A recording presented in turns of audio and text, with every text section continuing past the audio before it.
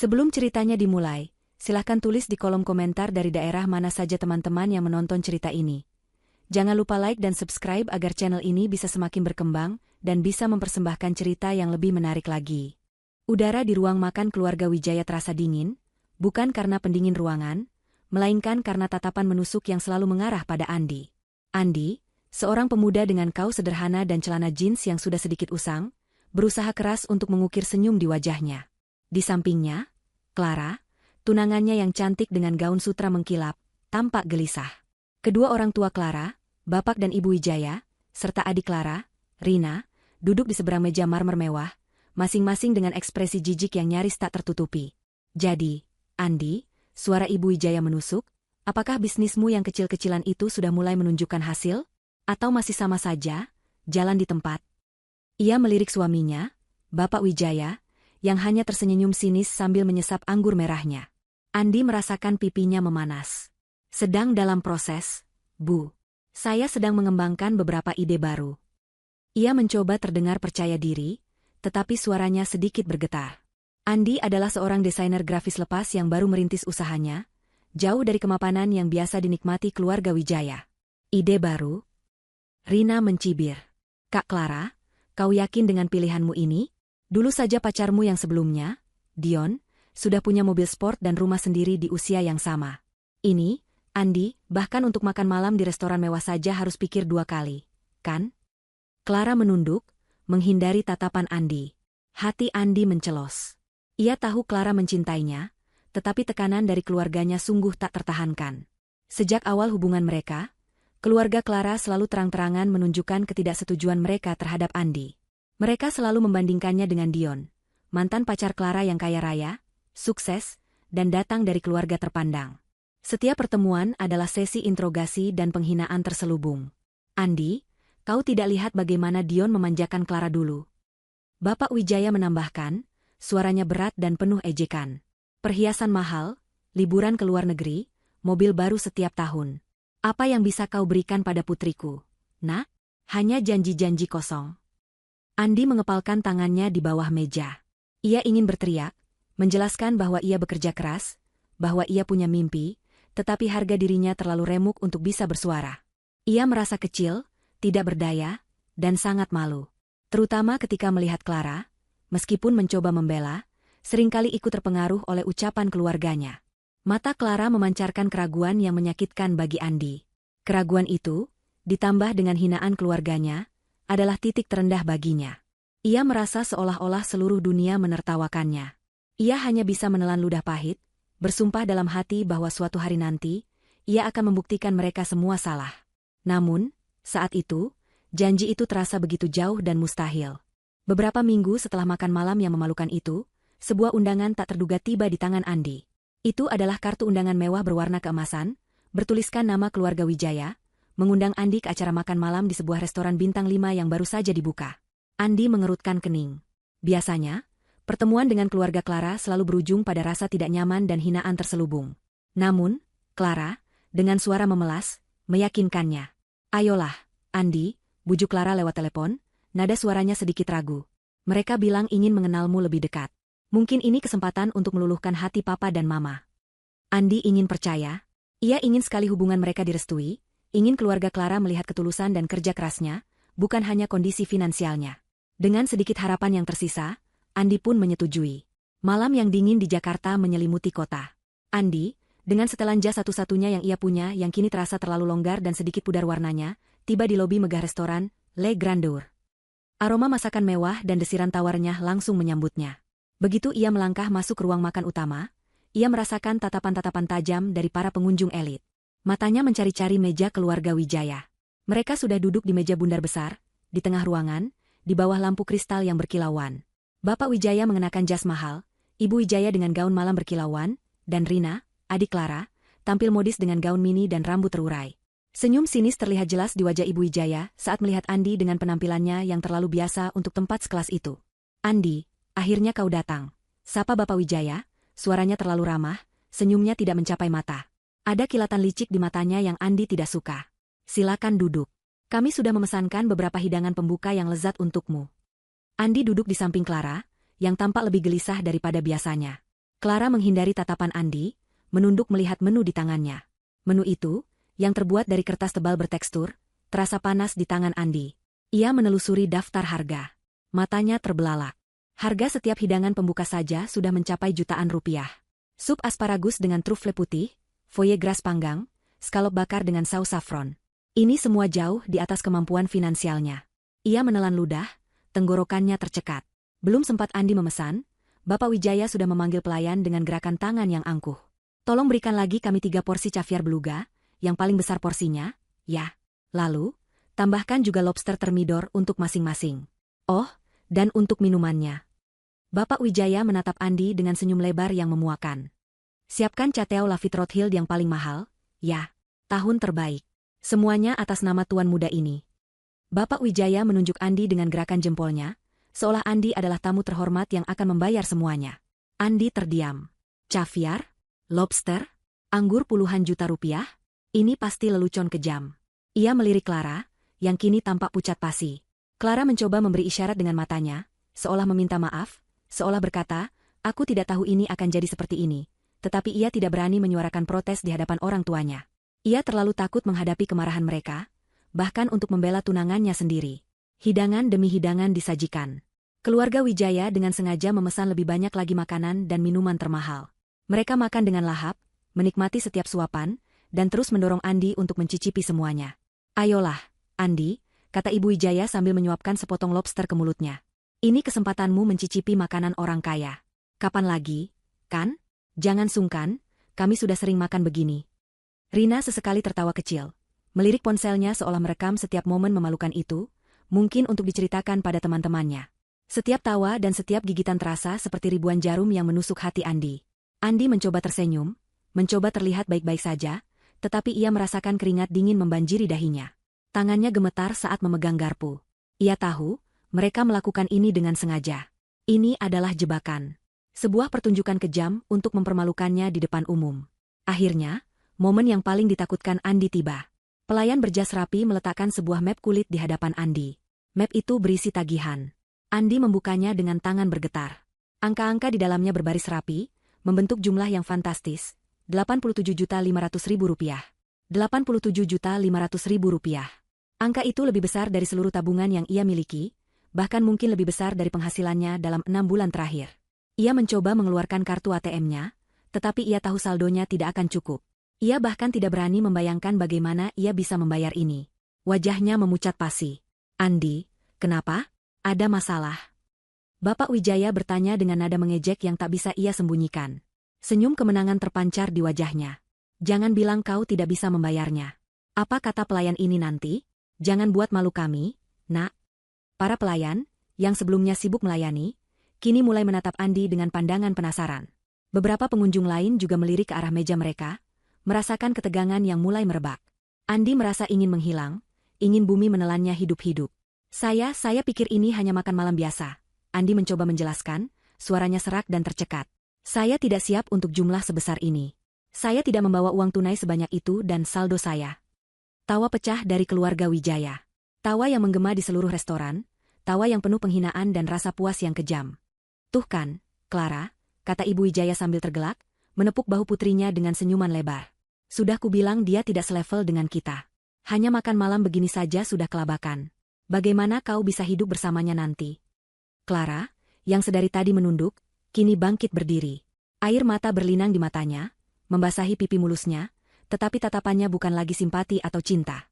Ada kekecewaan yang mendalam, rasa malu yang terpancar dari setiap tarikan napasnya. Andi, aku tidak bisa melanjutkan ini, katanya, suaranya tercekat dan bergetar. Ia bahkan tidak bisa menatap mata Andi. Aku tidak bisa hidup dengan pria miskin sepertimu. Aku tidak sanggup lagi menanggung semua ini. Maaf, kita putus. Tanpa menunggu jawaban, Clara segera berbalik dan pergi dengan langkah cepat, meninggalkan Andi. Keluarga Wijaya menyeringai penuh kemenangan, memberikan tatapan terakhir yang merendahkan, lalu mengikuti Clara keluar dari restoran, seolah baru saja memenangkan lotre. Andi ditinggalkan sendirian di meja itu, di tengah restoran mewah yang kini terasa kosong dan dingin. Tagihan fantastis itu tergeletak di hadapannya, bukti bisu dari kehancurannya. Ia merasa seluruh dunia berputar, dadanya sesak, dan udara di sekitarnya seolah menipis. Hatinya hancur berkeping-keping, lebih parah dari yang pernah ia rasakan sebelumnya. Pukulan terakhir ini tidak hanya merenggut tunangannya, tetapi juga seluruh harga dirinya. Ia pulang malam itu dengan langkah gontai, seolah tak punya tujuan, dendam membara di hatinya, lebih panas dari api manapun. Dendam itu kini memiliki wajah, dan ia bersumpah akan membalasnya. Ini bukan lagi sekadar amarah, ini adalah tekad. Tekad untuk bangkit, dan kembali suatu hari nanti, bukan untuk menghancurkan mereka, melainkan untuk menunjukkan betapa salah mereka menilainya. Beberapa hari setelah kejadian di restoran, Andi mengurung diri di kamarnya yang kecil dan berantakan. Tirai jendela tertutup rapat, menghalangi cahaya matahari. Ia tidak makan, tidak berbicara, hanya meringkuk di sudut ruangan, membiarkan kesedihan dan kemarahan menggerogotinya. Bayangan tawa sinis keluarga Wijaya dan kalimat perpisahan Clara terus berputar di benaknya seperti kaset rusak. Hatinya terasa remuk, dan ia yakin tidak ada yang bisa menyembuhkannya. Namun, di tengah kegelapan yang pekat itu, sebuah percikan api kecil mulai menyala. Percikan itu tumbuh menjadi bara, lalu menjadi api yang membakar seluruh jiwanya. Cukup. Ia sudah cukup menderita. Cukup sudah ia dipermalukan. Kesedihan itu perlahan, sangat perlahan, berubah menjadi tekad yang membaja. Ia tidak bisa terus-menerus terpuruk. Ia harus bangkit. Andi bangkit dari tempat tidur, tubuhnya lemas namun matanya penuh kilatan. Ia berdiri di depan cermin yang sedikit retak, menatap bayangannya sendiri. Seorang pria kurus dengan rambut acak-acakan dan mata sembab menatap balik. Ini bukan akhir, bisiknya pada bayangannya. Ini adalah awal. Ia mengepalkan tangannya. Sebuah janji. Bukan sekadar janji kosong, melainkan sumpah suci yang terukir dalam setiap sel tubuhnya. Suatu hari nanti, ia berbisik lagi, suaranya tegas dan mantap, aku akan kembali. Aku akan kembali dengan semua kesuksesan yang bisa aku raih. Aku akan membalas semua penghinaan yang telah kuterima, bukan dengan amarah yang meledak-ledak, bukan dengan kata-kata kasar, tetapi dengan cara yang paling elegan. Ia ingin mereka melihatnya, melihat sejauh mana ia bisa melangkah. Ia ingin mereka merasakan penyesalan yang mendalam atas perlakuan mereka. Ia ingin Clara menyadari apa yang telah hilang darinya. Balas dendamnya bukan untuk menghancurkan mereka, tetapi untuk membuktikan nilainya, untuk menunjukkan bahwa ia lebih dari sekadar pria miskin. Balas dendamnya adalah kesuksesan, sebuah bukti tak terbantahkan bahwa ia pantas dihormati. Tekad ini, yang lahir dari rasa sakit yang tak terhingga, kini menjadi bahan bakar utama yang akan menggerakkan seluruh hidupnya. Dengan janji yang terukir tak hanya di benaknya, tetapi juga di setiap denyut nadinya, Andi memulai perjalanannya. Malam di mana ia dipermalukan dan ditinggalkan oleh Clara masih membekas seperti luka menganga. Namun kini, rasa sakit itu telah bermetamorfosis menjadi sebuah api yang tak pernah padam. Ia tahu ini tidak akan mudah. Jalan menuju kesuksesan seringkali terjal dan berliku, tetapi tekadnya kini jauh lebih kuat dari rasa takut manapun. Tidak ada lagi ruang untuk keraguan, hanya ada satu arah, maju. Pagi-pagi sekali, saat kota Jakarta masih diselimuti embun tipis dan sebagian besar orang masih terlelap dalam mimpi, Andi sudah terbangun. Ia tidak lagi bangun dengan perasaan berat atau putus asa. Sebaliknya, ia melompat dari tempat tidur dengan energi baru, seolah setiap sel tubuhnya telah direvitalisasi oleh tujuan besar yang menantinya. Ia memulai harinya dengan lari pagi, bukan sekadar untuk menjaga kebugaran, melainkan untuk membersihkan pikiran dari segala kebisingan dan mempersiapkan mentalnya untuk kerja keras yang menanti. Udara pagi yang segar memenuhi paru-parunya, dan setiap langkahnya terasa seperti menapak di jalan menuju impiannya. Andi kini membagi waktunya dengan efisiensi yang nyaris obsesif. Siang hari, ia bekerja keras sebagai desainer grafis lepas. Profesi yang dulu ia jalani dengan santai, kini menjadi medan perangnya. Ia tidak lagi pilih-pilih pekerjaan. Setiap proyek, sekecil apapun nilainya, ia ambil dengan serius dan profesionalisme tinggi. Dari mendesain logo UMKM, hingga membuat ilustrasi untuk buku anak-anak, Andi mengerjakannya dengan dedikasi penuh. Ia tahu, setiap proyek adalah langkah kecil yang membangun portofolionya, dan lebih penting lagi, setiap rupiah yang ia dapatkan adalah bahan bakar untuk mesin ambisinya. Reputasinya sebagai desainer yang teliti, kreatif, dan selalu on time mulai menyebar dari mulut ke mulut, membuatnya kebanjiran tawaran. Namun, ia tidak pernah merasa cukup puas. Selalu ada ruang untuk berkembang, untuk belajar lebih. Malam harinya, saat kebanyakan orang beristirahat, bersantai di rumah, atau menikmati hiburan, Andi belajar. Kamarnya yang sederhana kini berubah menjadi perpustakaan mini dan laboratorium pribadinya. Mejanya penuh dengan buku-buku tebal tentang investasi saham, reksadana, strategi bisnis, dan pemasaran digital.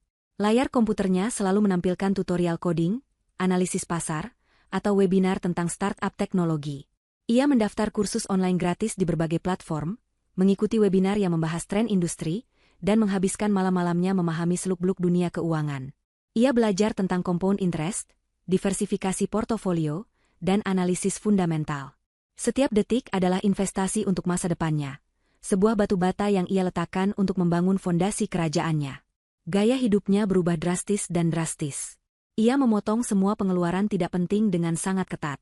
Kopi mahal dari kedai kekinian? Lupakan. Ia kini membuat kopinya sendiri di rumah.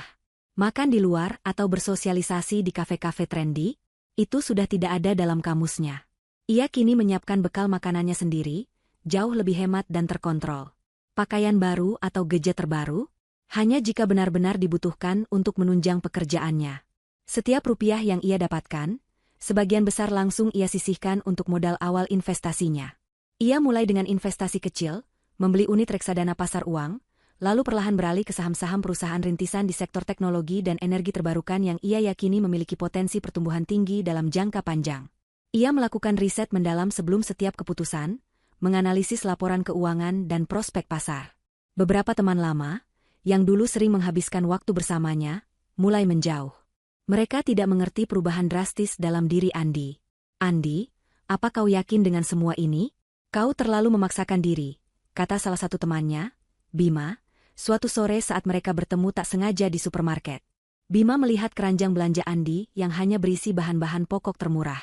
Hidup itu perlu dinikmati, jangan terlalu ambisius. Lagi pula, apa gunanya semua uang itu kalau kau tidak punya waktu untuk menikmatinya? Andi hanya tersenyum tipis. Senyum yang dulunya penuh kepahitan kini mulai dipenuhi ketenangan. Aku punya tujuan, Bima. Dan aku tidak akan berhenti sampai mencapainya. Kata-kata mereka tidak menggoyahkan tekadnya. Justru, keraguan dari orang-orang di sekitarnya semakin memicu semangatnya. Mereka mungkin tidak mengerti, tetapi Andi tidak butuh pengertian mereka saat ini. Ia hanya butuh dukungan dari dirinya sendiri. Setiap kali ia merasa lelah atau putus asa, ia membayangkan wajah keluarga Wijaya dan Clara pada malam di restoran itu.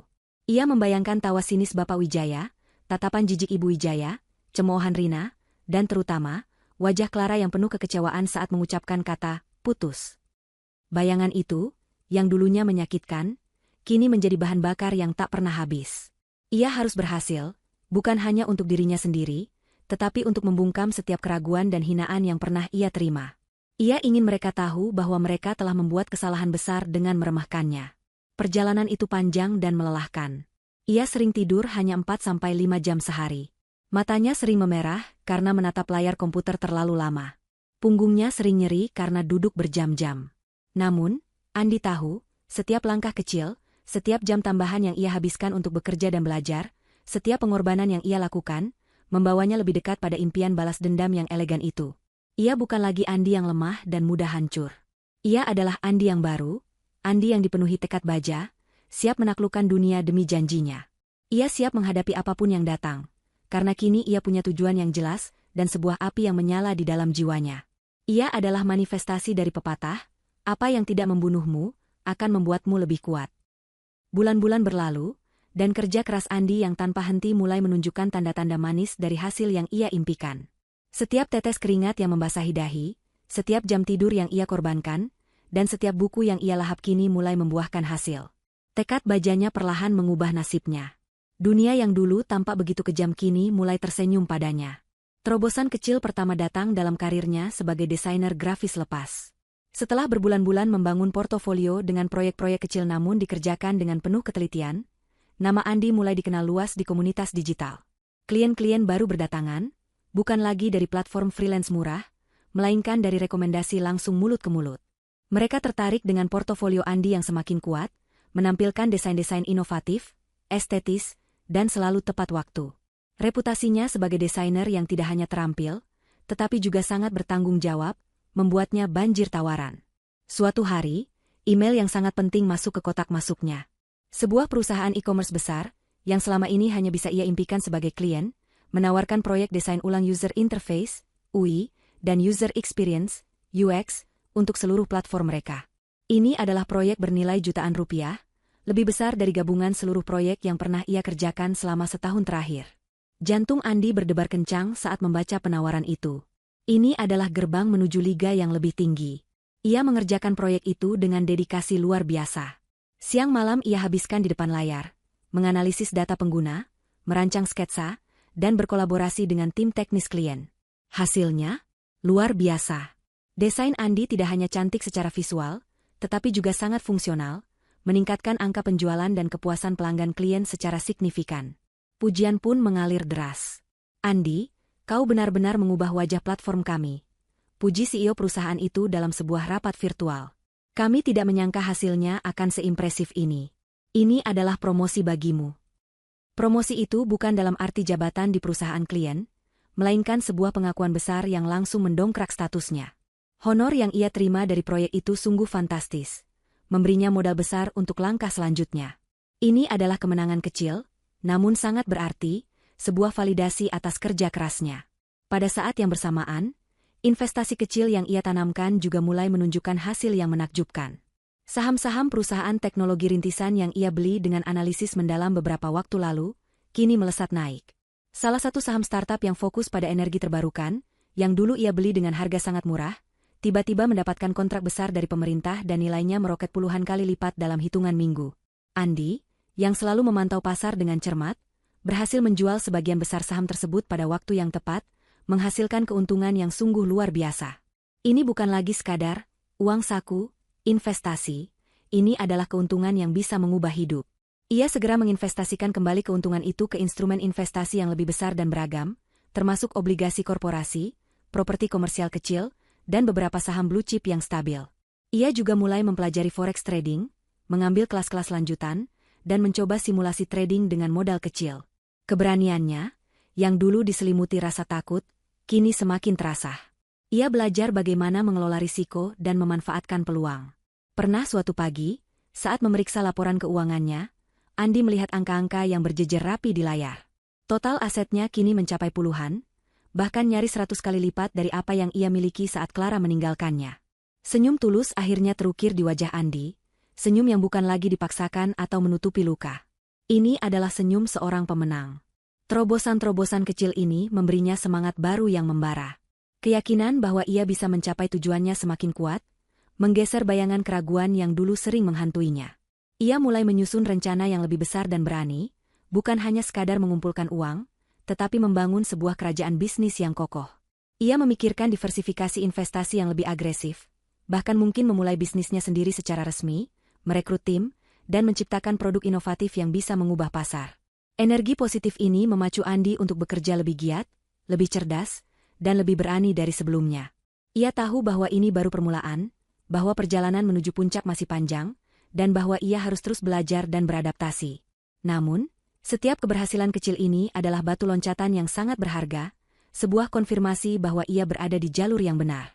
Ia sudah bisa melihat samar-samar garis finish di kejauhan, dan ia tidak akan berhenti sampai mencapai puncak itu, bukan hanya untuk dirinya sendiri, tetapi juga untuk membuktikan kepada semua orang yang pernah meremehkannya, bahwa ia bukan pria miskin yang bisa diremehkan. Ia adalah Andi yang baru, yang kuat, dan yang sedang menuju takdirnya. Perjalanan Andi menuju puncak kesuksesan, meskipun telah diwarnai terobosan-terobosan kecil yang menjanjikan, tidak selalu mulus. Setelah rentetan keberhasilan yang memompa semangatnya, ia mulai menghadapi berbagai tantangan dan hambatan yang menguji ketekadannya hingga ke batas maksimal. Seolah semesta ingin menguji apakah ia benar-benar pantas mencapai impian balas dendamnya, rintangan demi rintangan muncul, lebih berat dari yang ia bayangkan. Ada kalanya, proyek-proyek desain besar yang ia kerjakan dengan susah payah, mencurahkan seluruh tenaga dan pikirannya, tiba-tiba dibatalkan klien pada menit-menit terakhir. Salah satu proyek paling ambisius, sebuah desain platform digital untuk perusahaan logistik multinasional, yang sudah 90% rampung, tiba-tiba dihentikan karena restrukturisasi internal klien. Kontrak yang seharusnya bernilai miliaran rupiah itu lenyap begitu saja, meninggalkan Andi dengan kerugian finansial yang signifikan, belum lagi rasa frustrasi dan kekecewaan yang mendalam. Ia merasa seperti berlari maraton sejauh puluhan kilometer, hanya untuk diberitahu bahwa garis finish telah dipindahkan jauh lebih jauh. Andi, kau yakin ini jalanmu? Bisik suara keraguan dalam dirinya, semakin keras setelah kegagalan proyek itu. Ia duduk di mejanya yang berantakan, menatap layar komputer yang kini terasa kosong. Mungkin kau memang ditakdirkan untuk tetap jadi desainer lepas biasa, bukan pengusaha besar. Rasa lelah fisik dan mental mulai menggerogoti. Ia pernah menghabiskan berhari-hari tanpa tidur nyenyak, hanya demi memenuhi tenggat waktu, dan kini semua itu terasa sia-sia. Kemudian, datanglah pukulan lain dari sisi investasi. Setelah sukses besar dengan saham startup energi terbarukan, Andi menjadi sedikit terlalu percaya diri. Ia mencoba peruntungan di pasar saham yang lebih agresif, tergoda oleh potensi keuntungan cepat dari perusahaan-perusahaan yang baru listing namun belum memiliki fundamental yang kuat. Analisisnya meleset. Pasar bergejolak tak terduga, dan dalam semalam, nilai investasi yang telah ia kumpulkan dengan susah payah lenyap begitu saja. Jumlah yang hilang tidak sedikit. Itu adalah sebagian besar modal yang ia miliki saat itu, cukup untuk memulai sebuah bisnis kecil. Andi merasa dunianya runtuh lagi. Ia mengingat malam di restoran, saat ia tak mampu membayar tagihan puluhan juta. Kini, ia kehilangan jumlah yang jauh lebih besar karena kesalahannya sendiri. Rasa sakit itu, dicampur dengan rasa bodoh dan putus asa, membuatnya sempat mengurung diri lagi. Ia bahkan pernah nyaris menjadi korban penipuan investasi bodong yang menjanjikan keuntungan instan dan fantastis. Untungnya, naluri bisnisnya yang mulai terasa berhasil mendeteksi kejanggalan dalam skema itu tepat waktu, menyelamatkannya dari kerugian yang lebih besar. Namun, pengalaman itu membuatnya semakin hati-hati, bahkan cenderung paranoid. Ada saat-saat ketika ia sangat lelah, sangat putus asa, sehingga ia ingin menyerah. Ingin kembali ke kehidupannya yang dulu, bebas dari tekanan, bebas dari risiko kegagalan besar ini. Rasa sakit hati dari masa lalu memang menjadi pemicu utamanya, tetapi tekanan untuk terus maju terasa begitu berat, nyaris menghimpitnya. Lingkaran pertemanannya semakin menyusut. Teman-teman yang dulu sempat mengagumi progresnya kini kembali meragukan, atau bahkan kasihan melihatnya. "Andi, istirahatlah," kata salah satu temannya dengan nada prihatin. "Uang bukan segalanya. Lihat dirimu, kau terlihat seperti zombie." Namun, setiap kali ia jatuh, ia tidak membiarkan dirinya terpuruk terlalu lama. Ingatan akan janji yang telah ia buat pada dirinya sendiri, janji yang kini menjadi mantra hidupnya, selalu berhasil menariknya kembali dari jurang keputusasaan. Balas dendam yang elegan, bisiknya pada diri sendiri. Bukan dengan amarah, tapi dengan kesuksesan. Ia mulai menganalisis setiap kegagalan dengan pikiran yang jernih. Proyek yang gagal memberinya pelajaran berharga tentang manajemen risiko kontrak dan pentingnya memiliki backup plan. Kerugian investasi mengajarinya untuk lebih berhati-hati, tidak mudah tergoda janji manis, dan melakukan riset yang jauh lebih mendalam sebelum setiap keputusan besar. Nyaris tertipu membuatnya lebih waspada terhadap skema cepat kaya, dan mengajarkan pentingnya validasi informasi dari berbagai sumber. Andi mulai menyadari bahwa kesuksesan sejati tidak datang tanpa pengorbanan, tanpa jatuh bangun yang tak terhitung jumlahnya, dan tanpa ketekunan yang luar biasa. Ia memahami bahwa setiap hambatan adalah sebuah pelajaran, setiap kegagalan adalah kesempatan untuk menjadi lebih kuat, lebih cerdas, dan lebih tangguh. Ia belajar untuk tidak takut mengambil risiko yang terukur, untuk beradaptasi dengan perubahan pasar, dan yang terpenting, ia belajar untuk bangkit kembali, bahkan ketika rasanya mustahil. Ia menemukan kekuatan di dalam dirinya yang ia tidak tahu ada di sana. Kekuatan untuk menghadapi kemunduran, belajar darinya, dan bangkit dengan strategi yang lebih matang. Proses ini menempa dirinya, menjadikannya pribadi yang jauh lebih tangguh, cerdas, dan resilient. Ia tidak lagi hanya mengandalkan bakat desainnya, tetapi juga kemampuan analisisnya, manajemen risikonya, dan yang terpenting, kekuatan mentalnya. Ia tahu, untuk mencapai puncak gunung kesuksesan, ia harus melewati lembah-lembah yang dalam dan terjal. Dan ia, Andi, tidak akan pernah berhenti mendaki. Setiap bekas luka dari kegagalan ini bukan lagi simbol kelemahan, melainkan medali kehormatan yang menunjukkan betapa jauh ia telah berjuang. Ia kini lebih siap dari sebelumnya untuk menghadapi badai apapun, karena ia tahu bagaimana caranya bertahan dan kembali lebih kuat. Seiring berjalannya waktu, seiring dengan semakin terasa kemampuan dan ketahanan mental Andi, ia mulai menyadari bahwa kerja keras saja tidak cukup. Untuk mencapai level kesuksesan yang ia impikan, ia membutuhkan sesuatu yang lebih, jaringan profesional yang kuat dan koneksi yang tepat. Ia tahu, di dunia bisnis yang kompetitif ini, seringkali bukan hanya tentang apa yang kau tahu, tetapi juga tentang siapa yang kau kenal. Ia mulai mengubah strateginya. Jika dulu ia lebih banyak mengurung diri di balik layar komputer, kini ia memaksa dirinya untuk keluar dari zona nyaman. Ia mulai aktif menghadiri seminar bisnis, konferensi teknologi, dan acara-acara networking yang ia yakini bisa mempertemukannya dengan orang-orang berpengaruh. Awalnya, ia merasa canggung dan kikuk. Mengobrol dengan para eksekutif dan investor yang terlihat begitu mapan terasa seperti ujian tersendiri. Namun, ia belajar. Ia belajar bagaimana memperkenalkan diri, bagaimana mendengarkan secara aktif, dan bagaimana menjalin hubungan yang bermakna, bukan sekadar basa-basi. Ia fokus pada nilai yang bisa ia tawarkan, bukan hanya apa yang bisa ia dapatkan. Pada sebuah konferensi teknologi besar yang diadakan di sebuah hotel mewah di Jakarta Pusat, takdir mempertemukannya dengan seorang pria parubaya yang tenang namun memiliki mata yang tajam dan sorot pandang yang bijaksana. Pria itu adalah Bapak Danu, seorang investor kawakan yang dikenal memiliki tangan dingin dalam mengembangkan startup hingga menjadi raksasa industri. Andi sedang mempresentasikan inovasi desain yang terintegrasi dengan kecerdasan buatan, sebuah konsep yang ia kembangkan selama berbulan-bulan. Setelah presentasi Andi yang memukau, di mana ia berhasil menjelaskan konsep kompleks dengan cara yang sederhana dan visioner, Bapak Danu mendekati Andi. Wajahnya mengukir senyum tipis. "Andi, presentasimu sangat menarik," puji Bapak Danu, suaranya dalam dan berwibawa. "Saya melihat potensi besar dalam idemu, dan lebih penting lagi, saya melihat ketekunan yang luar biasa dalam dirimu. Tidak banyak anak muda sepertimu yang memiliki visi sejauh itu dan daya tahan untuk mewujudkannya."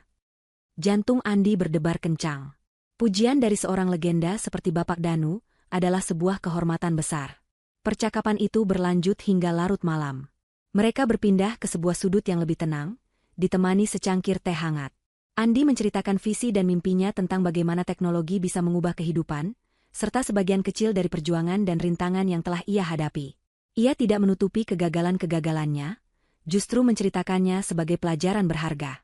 Bapak Danu, yang juga pernah merintis dari nol dan mengalami berbagai jatuh bangun, merasakan koneksi yang mendalam dengan semangat pantang menyerah Andi.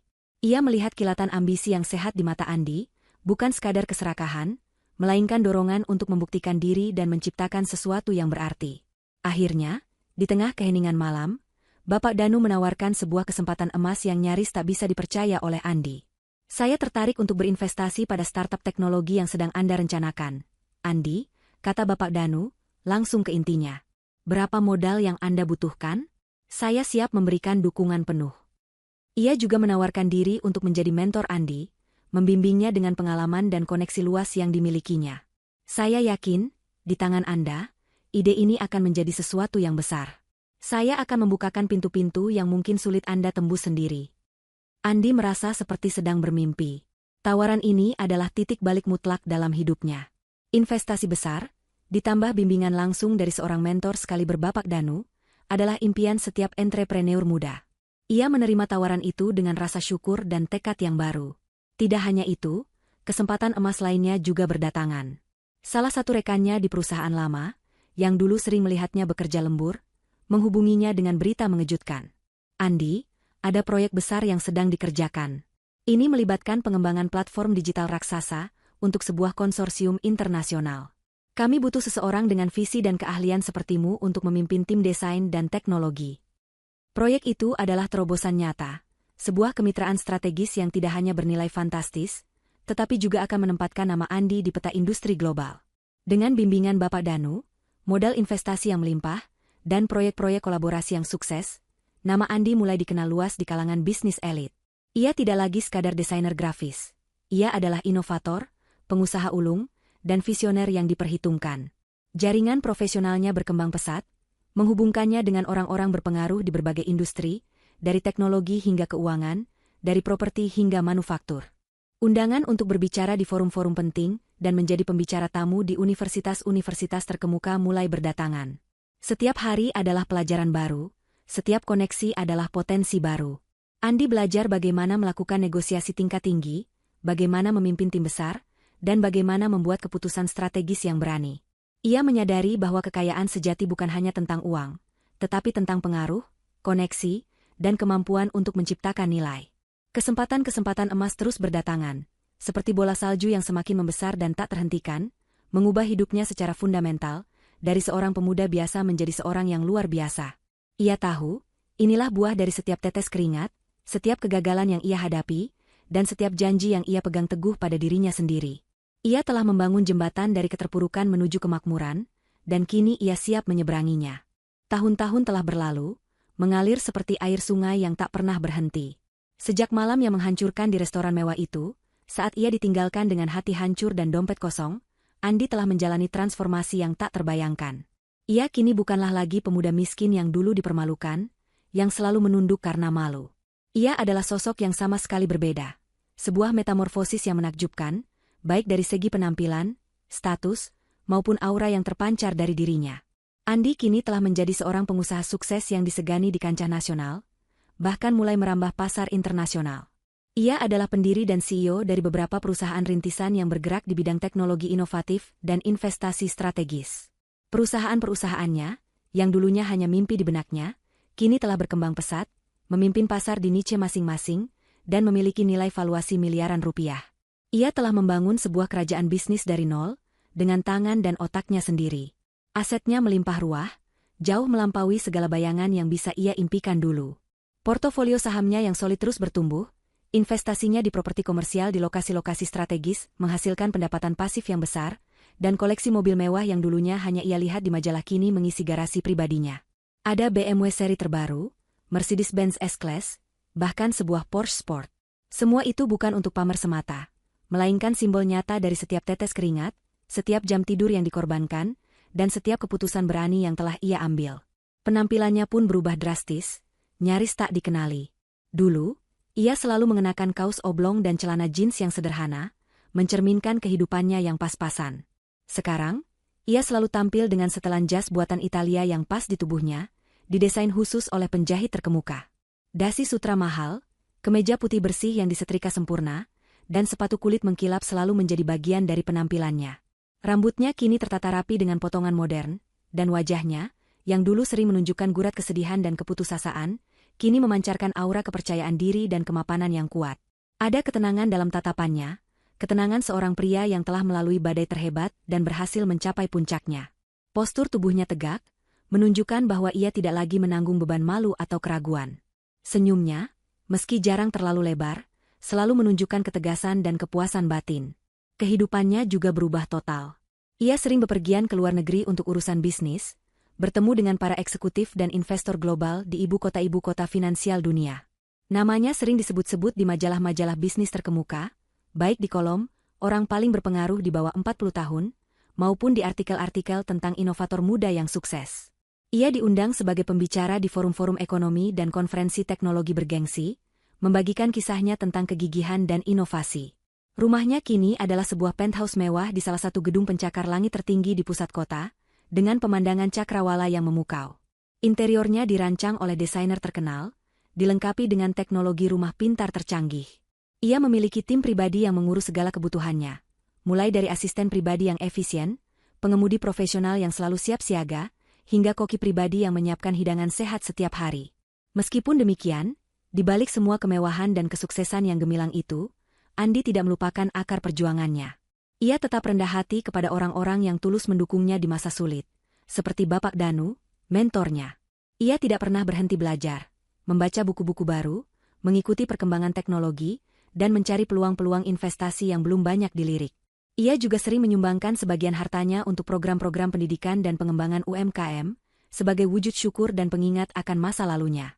Namun, di sudut hatinya yang terdalam, ia juga tidak melupakan janji yang telah ia buat pada dirinya sendiri di malam tergelapnya.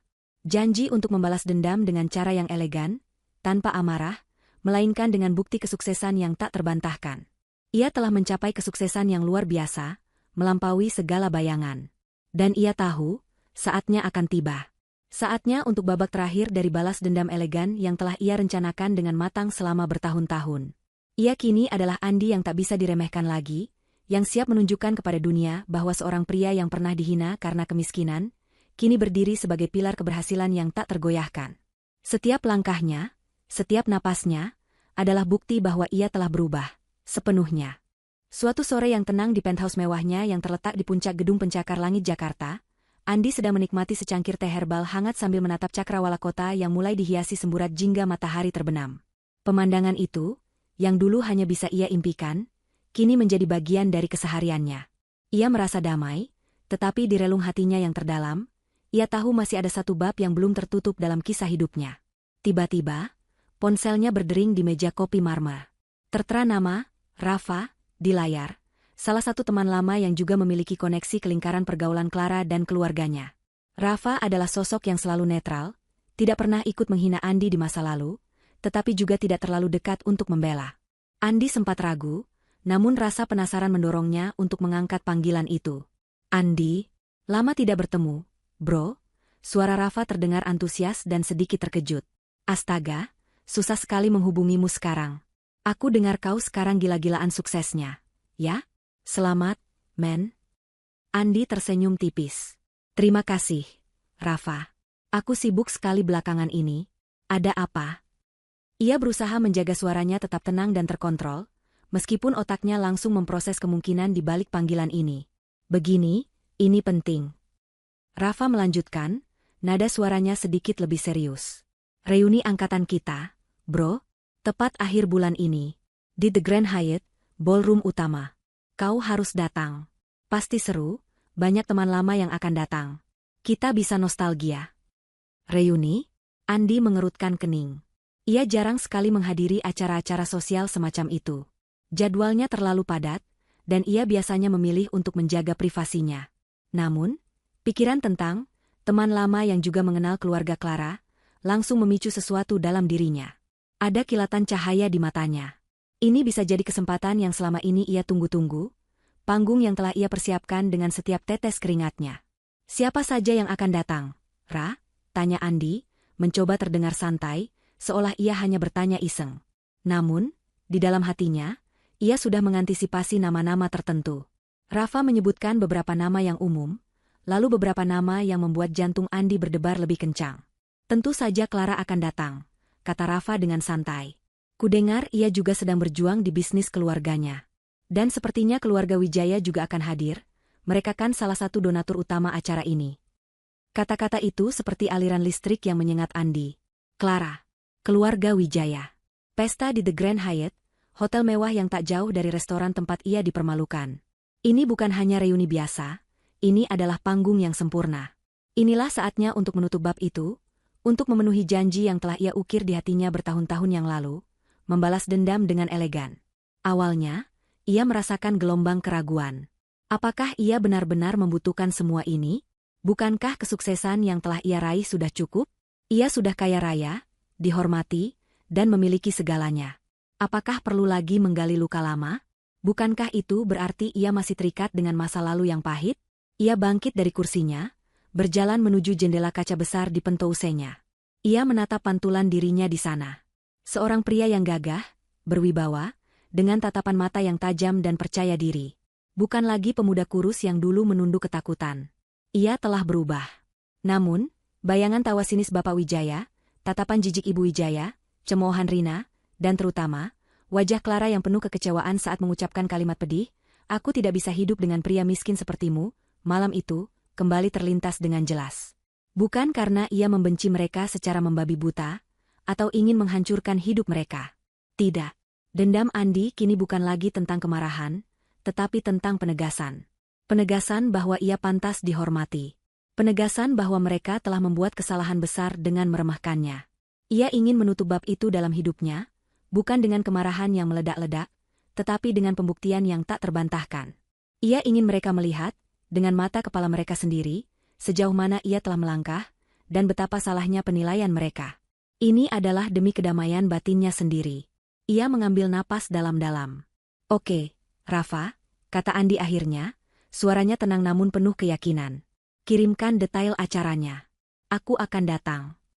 Senyum tipis tersungging di bibirnya. Senyum itu bukan senyum jahat, melainkan senyum kepuasan batin. Ini bukan hanya sebuah reuni.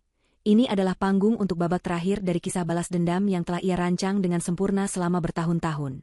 Ia akan datang, bukan untuk merendahkan mereka dengan kata-kata, tetapi untuk menunjukkan betapa jauh ia telah melangkah, dan betapa salah mereka menilainya. Ia akan datang sebagai bukti hidup, sebagai manifestasi dari kerja keras, ketekunan, dan tekad yang tak tergoyahkan. Malam itu, di The Grand Hyatt, adalah kesempatan terakhirnya untuk menulis epilog yang pantas untuk bab terkelam dalam hidupnya, dan ia akan memastikan itu menjadi sebuah mahakarya. Hari yang dinanti, yang telah Andi nantikan dan persiapkan selama bertahun-tahun penuh perjuangan, akhirnya tiba. Udara di Jakarta malam itu terasa berbeda, seolah ada aura antisipasi yang menggantung di udara. Reuni angkatan itu diadakan di sebuah ballroom mewah nan megah di Hotel Bintang 5 The Grand Hyatt, sebuah lokasi yang ironisnya tidak jauh dari restoran tempat Andi dulu dipermalukan oleh keluarga Wijaya. Bagi Andi, ini bukan sekadar reuni. Ini adalah panggung utamanya, panggung untuk babak klimaks dari skenario balas dendam elegan yang telah ia susun rapi.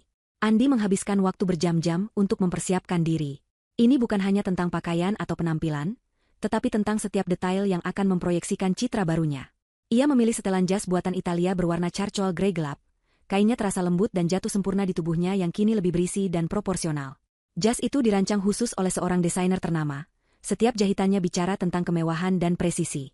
Di dalamnya, ia mengenakan kemeja putih bersih yang disetrika tanpa celah, dipadukan dengan dasi sutra berwarna biru tua yang elegan, menambah sentuhan kemewahan yang tenang.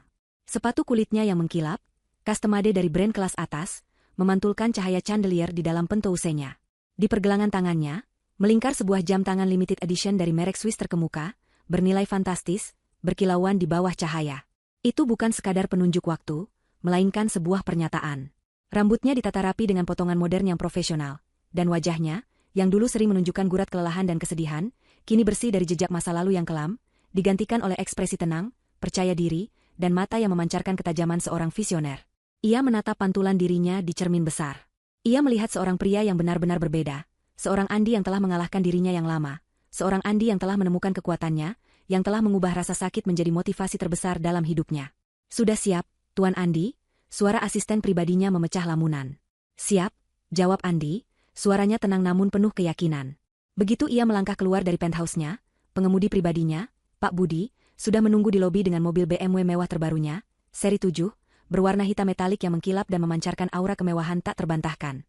Mobil itu adalah perwujudan dari setiap tetes keringat, setiap pengorbanan, dan setiap risiko yang telah ia ambil selama bertahun-tahun. Ini bukan hanya sebuah alat transportasi. Ini adalah sebuah simbol, sebuah trofi atas perjuangannya. "Langsung ke The Grand Hyatt, Pak Budi," ujar Andi dengan suara tenang dan berwibawa. Mobil melaju mulus di jalanan kota Jakarta yang ramai. Di dalam mobil yang kedap suara itu, Andi menatap keluar jendela. Lampu-lampu kota berkejaran, namun pikirannya fokus pada satu tujuan. Ia membayangkan bagaimana reaksi orang-orang yang pernah meremehkannya, terutama keluarga Wijaya dan Clara.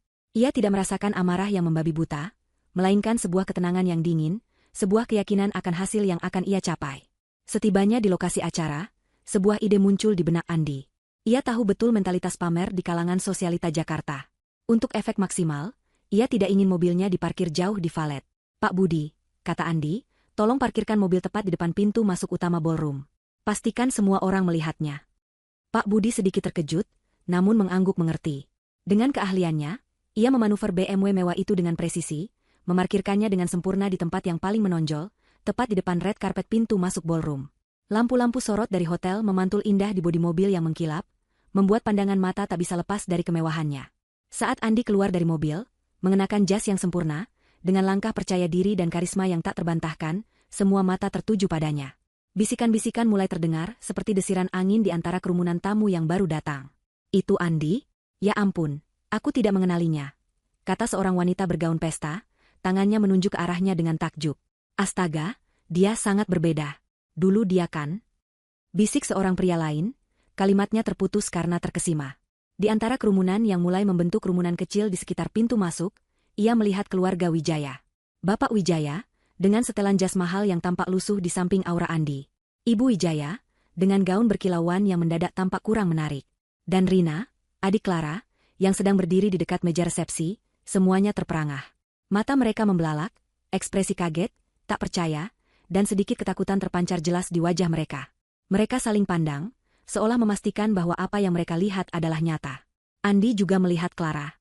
Clara sedang berbicara dengan beberapa teman wanitanya, sesekali tertawa kecil. Namun, tawanya terhenti, matanya langsung terpaku pada sosok Andi yang baru saja melangkah keluar dari mobil mewahnya.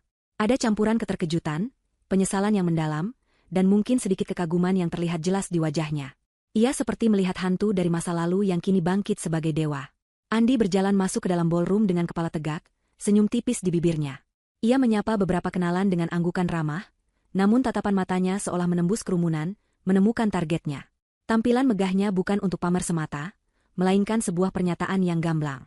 Sebuah pernyataan bahwa ia telah kembali, bahwa ia bukan lagi orang yang sama, dan kali ini, ia datang sebagai pemenang.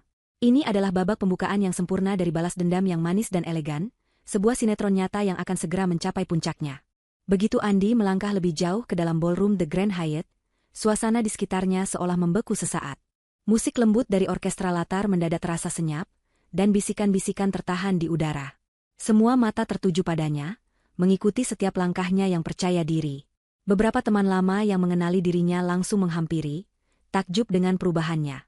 Andi menyambut mereka dengan ramah, obrolan ringan mengalir, namun tatapan matanya tak lepas dari keluarga Wijaya. Ia bisa merasakan intensitas tatapan mereka, campuran antara keterkejutan, ketidakpercayaan, dan kecanggungan yang jelas. Akhirnya, Bapak Wijaya yang pertama kali memberanikan diri mendekat, disusul Ibu Wijaya dan Rina yang tampak kaku, seolah baru saja melihat hantu. Wajah mereka pucat, kontras dengan ekspresi angkuh yang biasa mereka kenakan. "Andi, ini benar-benar kau?" kata Bapak Wijaya. Suaranya terdengar tercekat oleh keterkejutan, bercampur dengan nada yang dipaksakan untuk terdengar akrab. Ia mencoba mengukir senyum lebar, namun senyum itu tidak mencapai matanya yang masih dipenuhi rasa takjub. "Ya ampun, kau benar-benar berubah. Kami hampir tidak mengenalimu. Kau terlihat sangat sukses." Ibu Wijaya dengan cepat menambahkan, mengabaikan fakta bahwa dulu mereka selalu merendahkan Andi. "Betul sekali, Nak. Kami selalu tahu kau punya potensi besar. Dulu kami hanya sedikit khawatir tentang masa depan Clara, kan?" Ia tertawa canggung, tawa yang terdengar hampa, berusaha mati-matian menutupi rasa malu dan penyesalan mereka atas perlakuan di masa lalu. Rina hanya tersenyum kaku, menunduk sesekali, tatapannya menyiratkan rasa penyesalan yang mendalam dan mungkin sedikit kekaguman yang tersembunyi. Andi membalas senyum mereka, sebuah senyum tipis yang sopan namun memiliki makna yang dalam, sebuah senyum kemenangan tanpa kata-kata. "Apa kabar, Bapak, Ibu, Rina?" tanyanya, suaranya tenang, terkontrol, dan penuh wibawa. "Saya baik-baik saja, seperti yang Anda lihat. Terima kasih atas undangannya, saya senang bisa hadir." Ia tidak menyinggung masa lalu secara langsung. Tidak ada kata-kata pedas yang ia lontarkan, tidak ada sindiran tajam yang keluar dari bibirnya. Ia hanya berdiri di sana, membiarkan kehadirannya yang memukau, penampilannya yang sempurna, dan aura kesuksesannya yang terpancar kuat berbicara. Setiap gerakan kecilnya, setiap senyum tipisnya, setiap kata yang ia ucapkan dengan percaya diri, memancarkan kesuksesan yang tak terbantahkan. Ia menceritakan sedikit tentang proyek-proyek barunya, tentang perjalanan bisnisnya ke luar negeri untuk ekspansi perusahaan, dan tentang keberhasilan perusahaan-perusahaannya yang kini menjadi market leader di sektornya.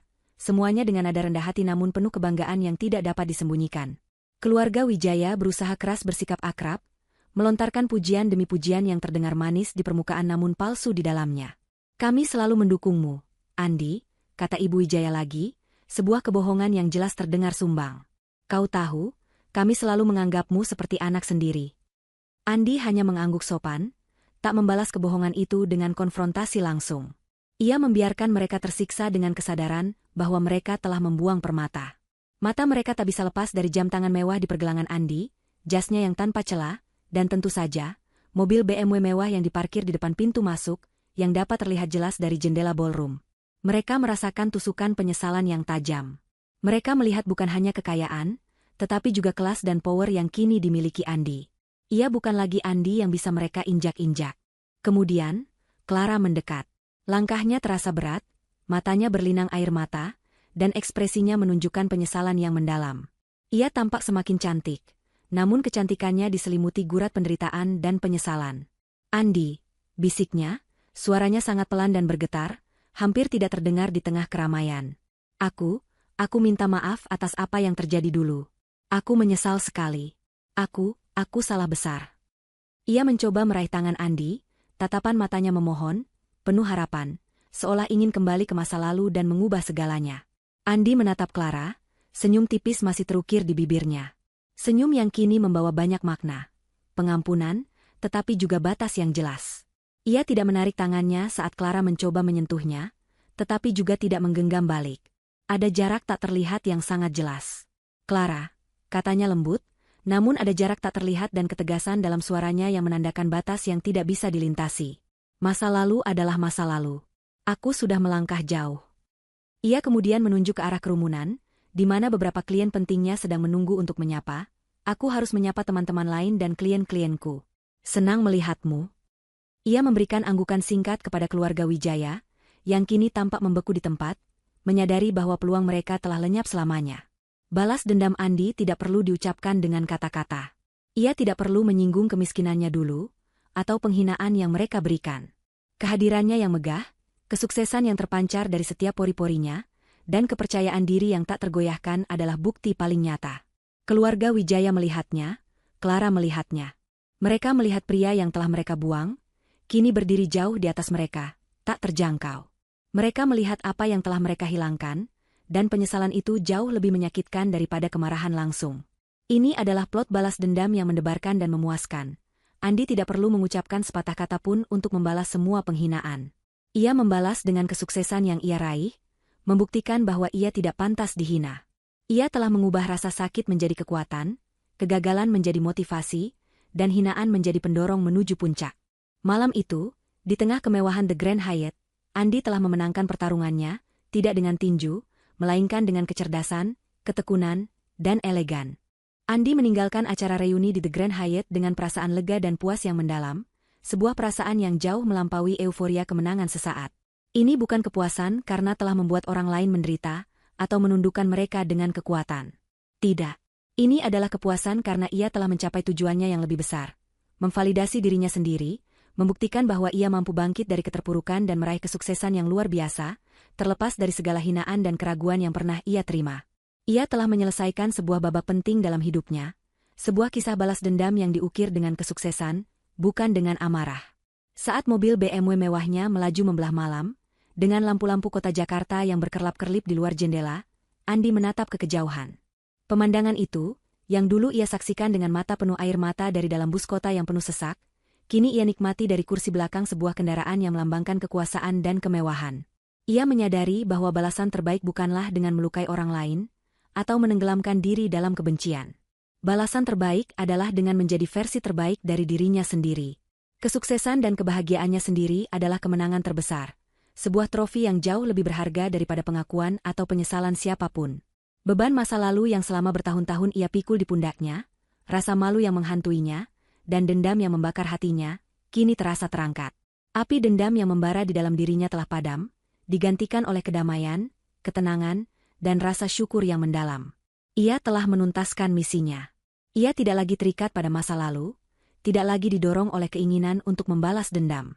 Tujuan itu telah tercapai, dan kini ia merasa bebas, seolah rantai tak terlihat yang mengikatnya telah putus.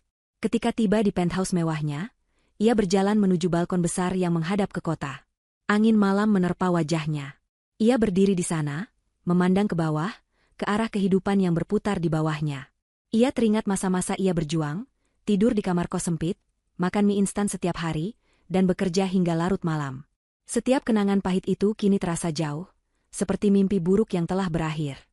Namun, kenangan itu juga berfungsi sebagai pengingat, sebuah fondasi yang menguatkan dirinya. Andi tersenyum. Senyum tulus, yang datang dari hati. Ia siap untuk memulai lembaran baru dalam hidupnya. Lembaran yang tidak lagi tentang membalas dendam, tetapi tentang membangun masa depan yang lebih cerah, mengejar impian-impian baru yang lebih besar, dan mungkin, suatu hari nanti, menemukan cinta yang tulus, yang melihat nilainya sebagai manusia, bukan hanya kekayaannya. Ia telah belajar bahwa kekayaan materi adalah alat, bukan tujuan akhir. Kebahagiaan sejati datang dari rasa damai, integritas, dan kemampuan untuk memberi. Mulai esok hari, prioritas Andi akan berubah. Ia akan tetap berbisnis, tetapi dengan fokus yang lebih pada inovasi yang memberi dampak positif bagi masyarakat. Ia berencana untuk mendirikan yayasan sosial, membantu anak-anak muda yang memiliki potensi tetapi terhambat oleh keterbatasan ekonomi, persis seperti dirinya dulu. Ia ingin menjadi mentor bagi mereka, seperti Bapak Danu menjadi mentor baginya. Ia ingin memberikan kesempatan yang dulu sangat sulit ia dapatkan. Ia juga menyadari pentingnya keseimbangan hidup. Ia berjanji akan meluangkan lebih banyak waktu untuk kesehatan, hobi, dan membangun hubungan yang lebih dalam dengan orang-orang yang peduli padanya. Ia telah mencapai puncak yang ia dambakan, dan kini saatnya menikmati buah dari perjuangannya, tetapi dengan cara yang lebih bermakna.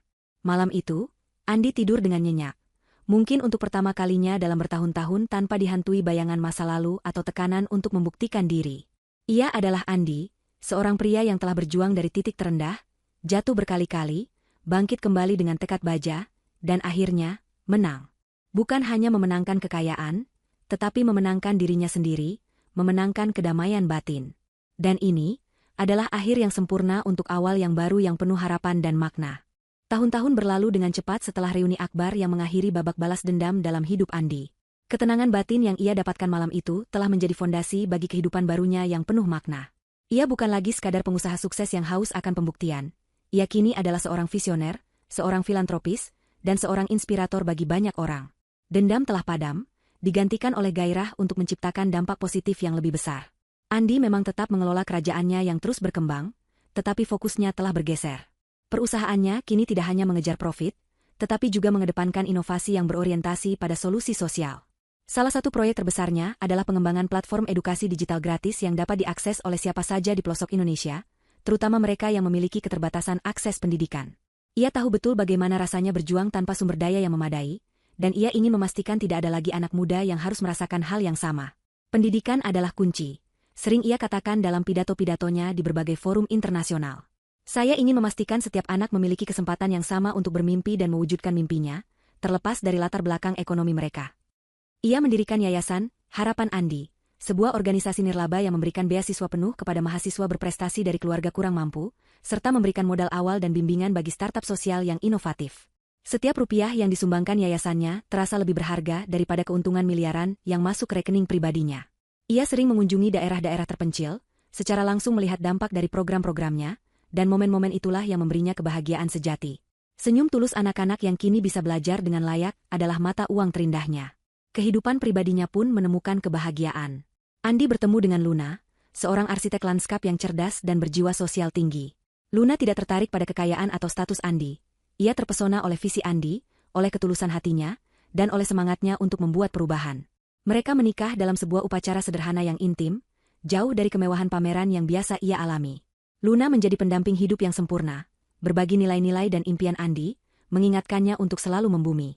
Mereka kemudian dikaruniai 2 anak, seorang putra dan seorang putri, yang menjadi sumber kebahagiaan tak terhingga bagi Andi. Andi tidak pernah secara spesifik menceritakan kisah lengkap tentang Clara dan keluarga Wijaya kepada Luna. Ia hanya menyebutkan bahwa ia pernah mengalami masa sulit dan diperlakukan tidak adil, dan bahwa pengalaman itu membentuk dirinya. Luna memahami, dan ia tidak pernah bertanya lebih jauh. Yang penting bagi Luna adalah Andi yang sekarang, pria yang penuh integritas, kasih sayang, dan visi. Sesekali, berita tentang keluarga Wijaya sampai ke telinga Andi.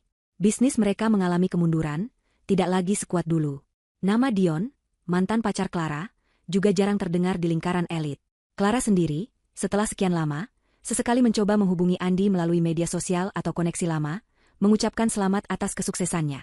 Andi selalu membalas dengan sopan, namun tidak pernah membuka pintu untuk hubungan lebih dari sekadar kenalan. Ia telah memaafkan, tetapi ia juga telah melangkah maju. Tidak ada lagi kebutuhan untuk membuktikan apapun. Bab itu telah selesai dengan sempurna. Warisan Andi bukan hanya berupa perusahaan besar atau kekayaan materi. Warisannya adalah inspirasi. Ia menjadi bukti hidup bahwa dari titik terendah sekalipun, seseorang bisa bangkit menjadi pribadi yang luar biasa, tidak hanya untuk dirinya sendiri, tetapi juga untuk orang lain. Kisahnya sering diceritakan dalam buku-buku motivasi dan seminar kepemimpinan sebagai contoh nyata ketekunan, resiliensi, dan bagaimana mengubah rasa sakit menjadi kekuatan. Ia sering menghabiskan sore di balkon penthouse-nya, tempat yang sama di mana ia dulu merenungkan janjinya. Kini, pemandangan itu terasa berbeda. Ia melihat masa depan yang cerah, tidak hanya untuk dirinya dan keluarganya, tetapi untuk ribuan anak muda yang mendapatkan kesempatan berkat visinya. Ia adalah Andi, sang pahlawan dari kisah hidupnya sendiri, yang tidak hanya memenangkan balas dendamnya, tetapi juga memenangkan kedamaian abadi dan kebahagiaan sejati. Ia telah menulis lembaran baru yang jauh lebih indah dan bermakna dari yang pernah ia bayangkan.